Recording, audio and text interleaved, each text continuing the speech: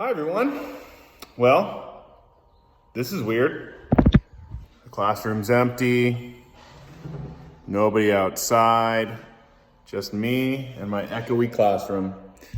But I wanted to say hi and wish you all well. I hope you're doing well. Bummer not to be able to see you every single morning, but this is how we're gonna meet for the next, couple of weeks. And I just want to kind of give you an introduction of how we're gonna run this.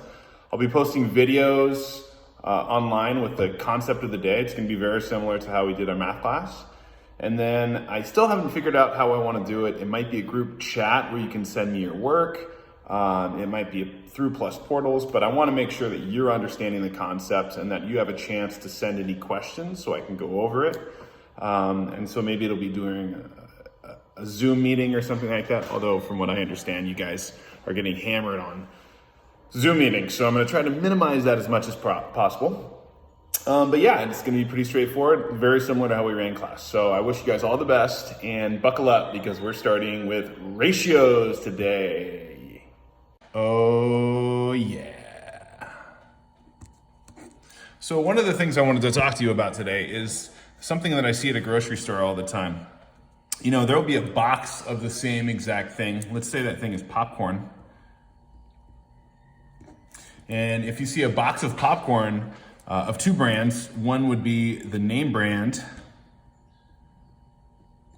and the other one would be a store brand.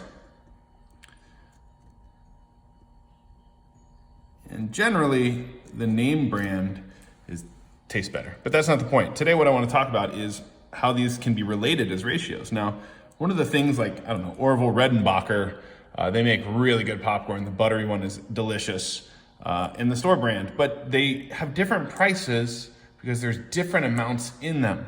So let's say that the name brand was $3.99, but the store brand was $2.99. Now, just like that, it seems like a no-brainer. Obviously, the store brand is the way to go. But one of the interesting things about price tags is if you look closer, it will tell you how much it costs per ounce. So the price per ounce. And what's interesting about this is that each one of these doesn't necessarily weigh the same amount. They don't have the same weight or in ounces. And when you can compare them, they can change. So for the sake of this, let's say that the name brand ends up being about 27 cents per ounce, and the store brand ends up being 35 cents per ounce. Well, now it's a no-brainer. Now you can see that the cheaper way to go and the more delicious way to go is the name brand popcorn. And so today what I'm showing you is a real world example of what ratios are. And we're gonna spend a little bit of time talking about that today. So let's dive into it. So just at any point, if I'm going too fast, feel free to hit the pause button, jot down your notes. I'm on page 399 if you wanna follow along. And so let's talk about ratios. So what do you already know about fractions? Well, you actually know how to compare a fraction. We went over that quite a bit. One of the ways to compare fractions is to have common denominators. And so 1/4 and 1/2 can be compared by having a common denominator, in this case 4. So I'm gonna rename 1/2 as times 2 as 2/4. And now I can see, yeah, that's no brainer. 2/4 is greater than 1/4. But now I wanna compare ratios, just like we did before. We were able to compare the price per ounce of popcorn. Now a ratio, more specifically, uses division to compare two numbers. And there's 3 ways to write a ratio. The first way is to write a ratio like this, in words where we say wins to losses. I'm talking about a baseball team because the example they give in the book is how can you compare a baseball team's wins to its losses during spring training? Well, you don't have to worry about it this year because baseball has been canceled because of the coronavirus, but in future times, you can use ratios to do this comparison. So a lot of times baseball teams, they either win a game or they lose a game. And so if you have 18 wins and 13 losses, that's a pretty good season. So you have 18 to 13. Or everybody's favorite, algebra, A to B. But remember, B can't be 0. B is a non-zero. Here's another way to do it is, remember, we're using division to compare two numbers. So I can use a fraction bar to say wins over losses, or 18 over 13, or A over B. But again, please remember, B cannot equal 0. B is a non-zero. And then the last thing we use is a colon. And that can show us that we have ratios as well to say wins to losses, or 18 to 13, 18 wins to 13 losses, or A to B.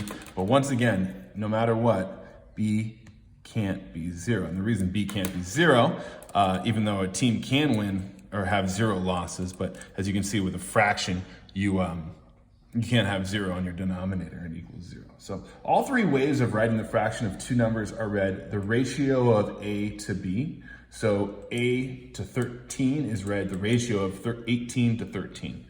And two ratios are equivalent when they have the same value. All three of these are equivalent or equal. Great. So let's work on writing ratios. So when it comes to actually writing the ratios, you have to look at the information that you have. So here's the first one. It tells you what you're going to be comparing. Here I'm comparing the Cubs' wins to losses. If they have 17 wins and 14 losses, I can write my ratio as 17:14, or 17 over 14, or even 17 to 14 with the letter 2 in the middle of it. Now, if I'm comparing, this time I'm going to compare the wins to the total games played. So it's a little different. I can compare the wins, 17 wins, to how many games they've played, which is, I know, 17 and 14 is 31, because I know how many games they lost as well. So you add up both wins and losses. And then I can compare that, 17 wins to the 31 games they played. Or I can even write it again with a fraction bar, 17 to 31. So now for the guided practice, I want you to go back to the top, and you're going to look at this table right here.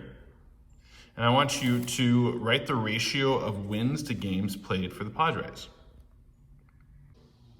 Okay, so let's look at an example of how you can write a ratio and then simplify it.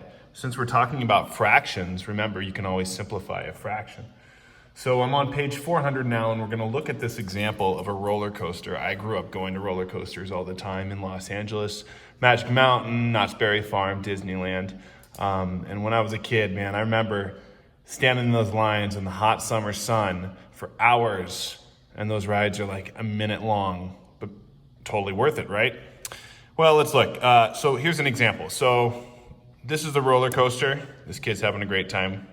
And it's about an hour and a half wait to get from the line onto the roller coaster. But it's a 2-minute ride. So we're going to write the ratio of time spent in line to the time spent on the ride.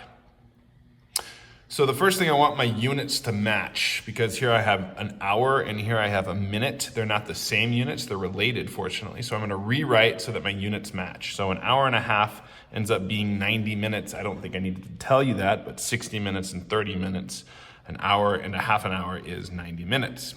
So then we can simply just write the ratio. Now remember, it's stated right here, my ratio is the time spent in line to the time spent on the ride. That word "to" is going to be my key indicator. That's going to be either the fraction bar or my colon. So here's the example. Here's how I write it. The time in line was 90 minutes, and the time on the ride was 2 minutes.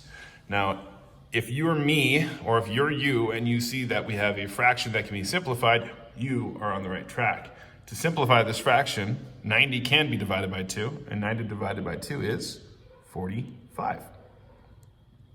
And so here I've simplified my fraction. So the ratio of time spent in line to time spent on the ride is 45 to 1.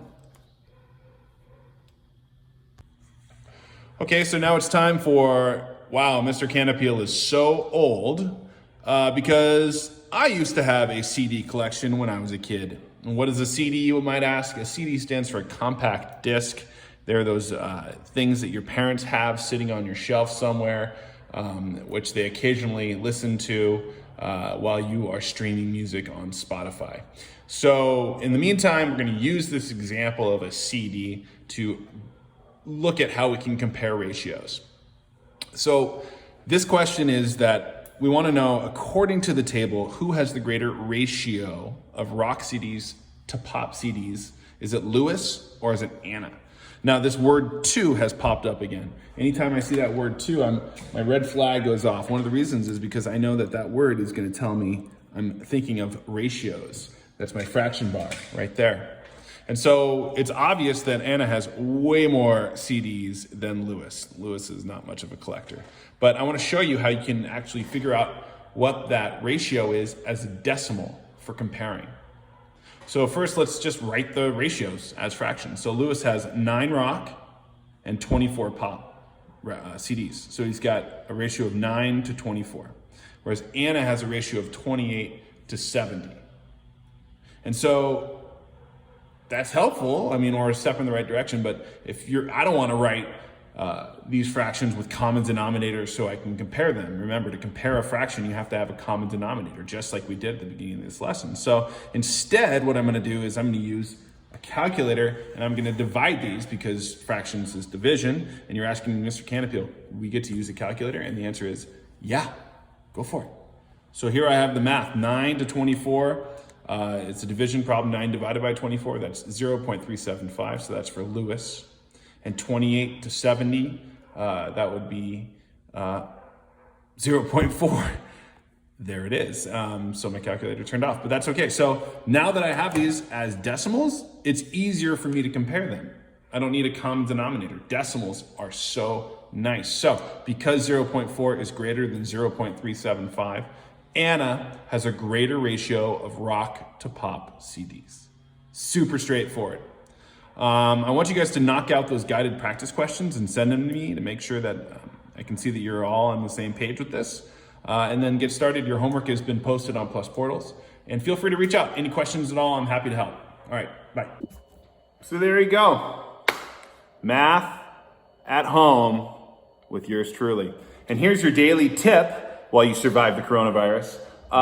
Let's see, you want to make cupcakes and you don't have any frosting and you don't want to go to the grocery store? No problem. You just put toothpaste on top. It looks just like frosting and it's healthy.